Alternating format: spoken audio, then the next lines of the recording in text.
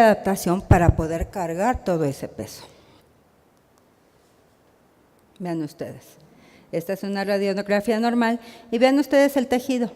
¿Sí? Es muy fácil la respiración en ese sentido, pero si nosotros tenemos un paciente obeso, entonces cambia la situación completamente. Estamos hablando aquí de obesidad mórbida.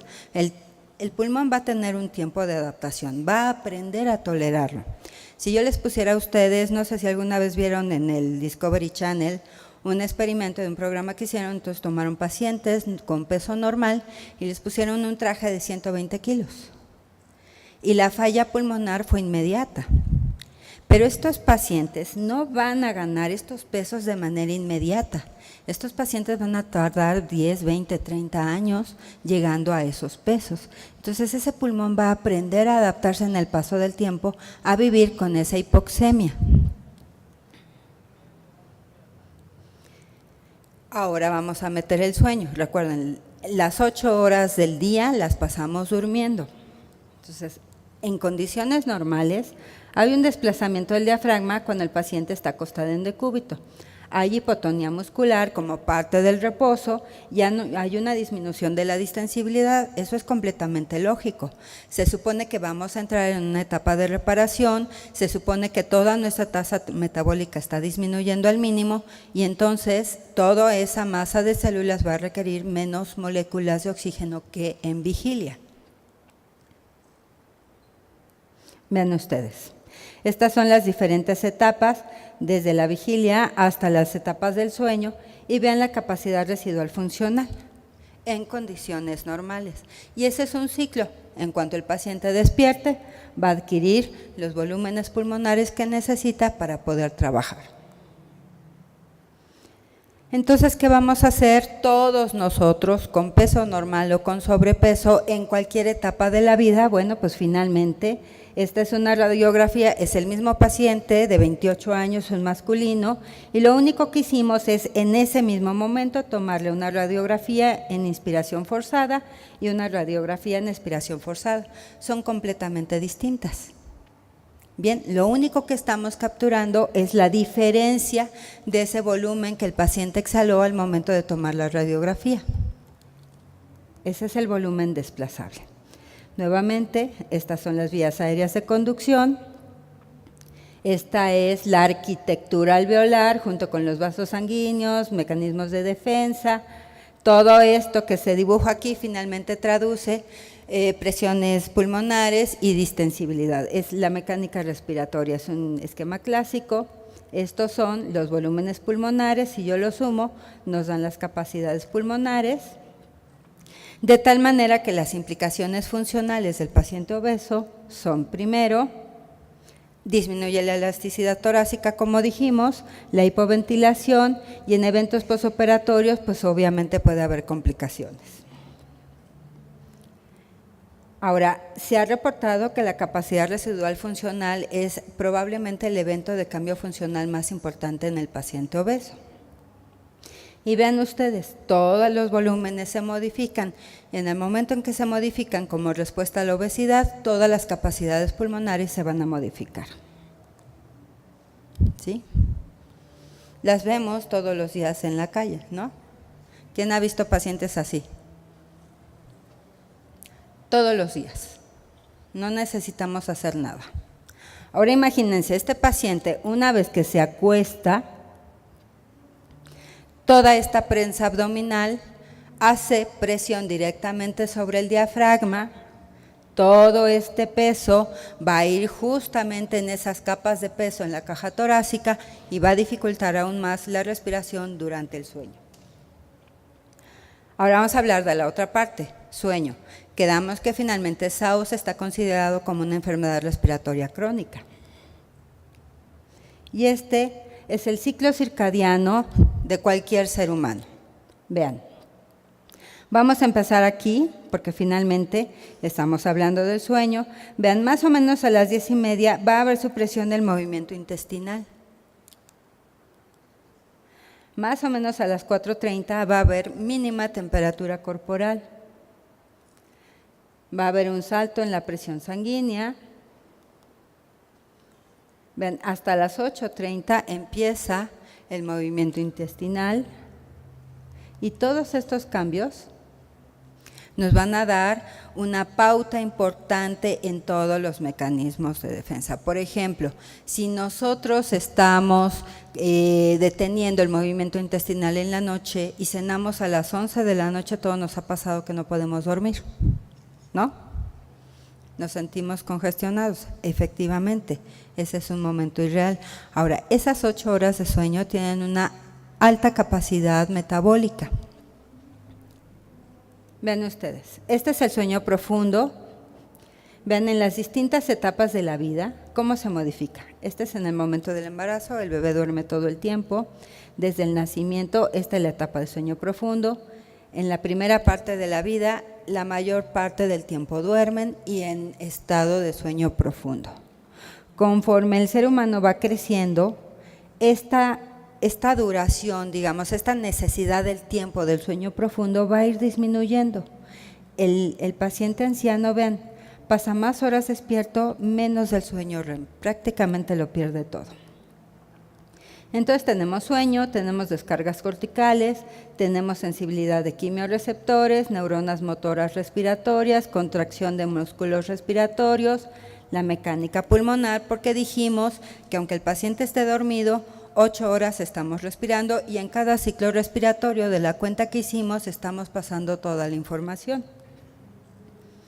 Pero si tenemos un paciente obeso y tenemos aparte de todo un paciente que de manera condicionante con la obesidad va a haber mayor problema de SAUS. Entonces va a haber hipoventilación, hipoxemia e hipercapnia.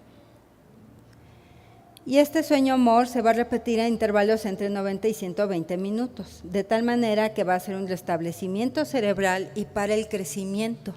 Y en ese sentido, todo el eje hipotálamo, hipófisis, gónadas, durante el sueño va a tener una actividad intensa. Va a haber hormonas que van a aumentar su secreción, va a haber hormonas que van a disminuirla para poderle dar la información correcta al ser humano en las etapas distintas del crecimiento. Entonces, hay mantenimiento de la memoria, creatividad, equilibrio emocional, sexualidad, disposición de ánimo, crecimiento psicológico, desarrollo de la personalidad. Y todo eso se va a dar justamente aquí, en la etapa profunda del sueño. De tal manera que cuando tenemos compañeros que de repente no sé qué sucede con ellos, lo primero que hay que investigar es que no están durmiendo bien. ¿Sí? El compañero en casa, el hijo, nosotros mismos, finalmente tiene una gran actividad en el sueño. Pregunten. Tenemos nosotros, por ejemplo, en el laboratorio, en el equipo están trabajando compañeros inhaloterapistas que trabajan en la noche. Y justamente el día que salen de guardia su rendimiento es menor. La incidencia de conflictos con los pacientes en el laboratorio para realizar los estudios funcionales es más alta que los días que durmieron en casa. De tal manera que sí tiene un impacto importante en la labor. Finalmente, ¿cuántos de nosotros trabajamos en la noche?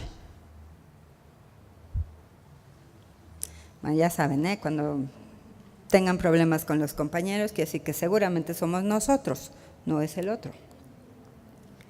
Ahora vean, tenemos un ciclo circadiano que debe de durar de 6 a 8 horas de sueño. Finalmente, cada vez dormimos menos. ¿Cuántos duermen 6 horas en promedio? ¿Cuántos duermen 5? ¿Cuántos duermen 4? Bien, ahora nuestros hijos, ¿cuántos duermen menos de 6 horas? Depende de la edad, de la etapa de la vida, ¿no? Entonces también tenemos que cuidar que este ciclo circadiano se conserve. Tenemos durante todas estas fases el sueño REM, la etapa más reparativa del sueño, con todas estas actividades, regulación de la secreción de insulina, por lo tanto el metabolismo de carbohidratos y de muchas hormonas reguladoras y contrarreguladoras. Por mencionar unas, la leptina, que es la que produce la sensación de saciedad, y la grelina, que es la que produce apetito y que se produce directamente en la célula gástrica. De tal manera que podemos establecer cada uno de los ejes del hipotálamo hipófisis y todos van a tener un sistema de regulación y contrarregulación que curiosamente trabaja más en el sueño. Vean, por ejemplo, el rol de la leptina está asociando con la obesidad, el aumento de la leptina, resistencia a la leptina, incremento de la grasa visceral, predisposición al SAOS, por supuesto la presencia de apneas, y entonces se convierte en un círculo vicioso metabólico. Si yo tomo una persona normal, con peso normal, y le quito horas de sueño, lo primero que va a suceder es un efecto inflamatorio, alteración en el metabolismo de la glucosa, aumento del apetito por estas dos hormonas, disminuye el gasto energético y alteración del ciclo circadiano. Todos estos nos llevan a obesidad, estos nos llevan a resistencia a la insulina y diabetes, y estos nos llevan a hipertensión. Y es nuestra población joven la que lo está padeciendo con mayor incidencia. El otro punto anatómico relevante con la obesidad, el perímetro de cuello. Vean ustedes, estas grandes papadas que a propósito se dan en el mexicano. El mexicano tiene un promedio de estatura entre 1,47 y 1,57, ¿correcto? Bien, si el paciente tiene un cuello ancho, más de 40 centímetros, tiene un alto riesgo de SAOS. ¿Por qué? Porque es de inmediato presumible que esta vía aérea, que debe estar libre en el sueño, va a presentar ronquido o se va a colapsar completamente y va a provocar la apnea del sueño. De tal manera que si hay colapso de la vía aérea superior, hay hipoventilación, hay desaturación de oxígeno, aumento de CO2, esfuerzo respiratorio.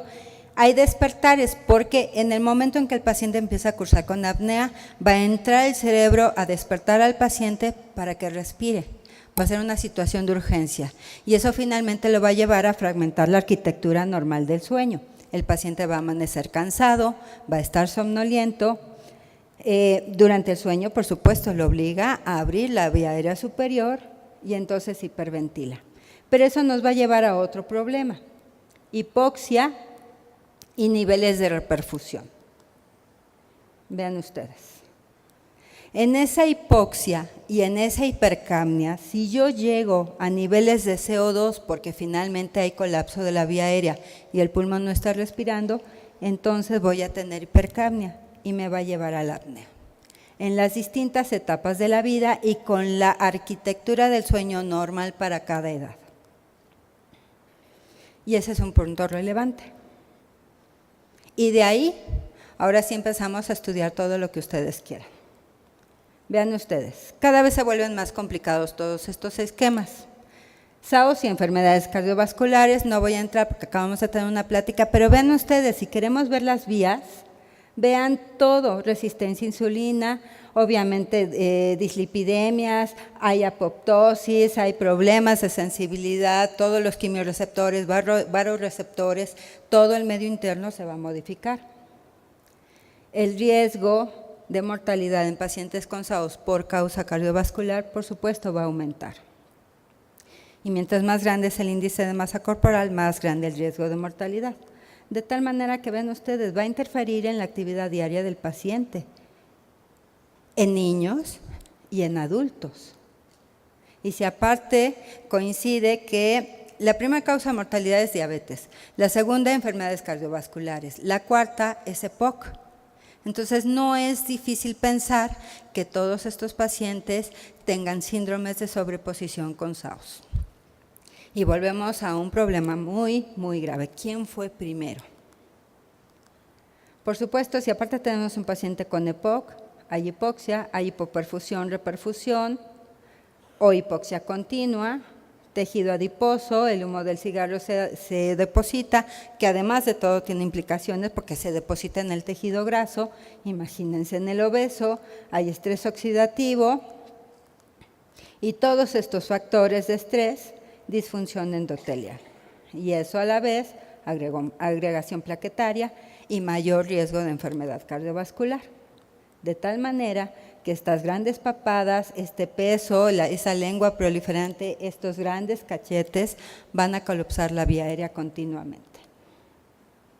Y entonces, insisto, tenemos problemas mecánicos, tenemos una capa de peso en la caja torácica que de por sí la está comprimiendo,